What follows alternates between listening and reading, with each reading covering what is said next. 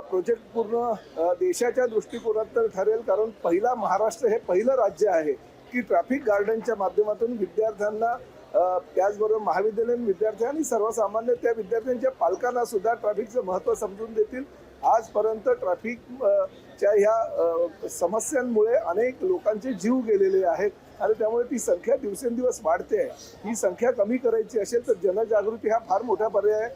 झेब्रूची निर्मिती आम्ही केलेली आहे. झेब्रूच्या माध्यमातून एक शुभंकर दारोदारी जाऊन समाजातील सर्वसामान्य जनतेला त्याची माहिती देईल. परंतु ट्रॅफिक गार्डनच्या माध्यमातून शालेय शिक्षणामध्येच ह्या ट्रॅफिक गार्डनचं महत्त्व जर विद्यार्थ्यांना पटवून दिलं आणि लहानपणापासून म्हणजे ज्युनियर KG सिनियर KGच्या विद्यार्थ्यांनाच ट्रॅफिकच्या सगळ्या जे लोगो असतात किंवा ट्रॅफिकबाबत जी माहिती द्यायची असते ती जर त्यांना मिळाली तर निश्चितपणे भविष्यामध्ये लोकांना एक मानसिकता बदलेल, विद्यार्थ्यांची मानसिकता बदलेल. कारण लहानपणापासून विद्यार्थ्यांच्या जीवनामध्ये असे जर धडे आपण गिरवून दिले तर त्याचा फायदा त्यांना मोठेपणी होत असतो. आणि तीच गोष्ट लक्षात ठेवून 60 ठिकाणी ट्रॅफिक गार्डन उभारण्याचा निर्णय परिवहन विभागाने घेतलेला आहे.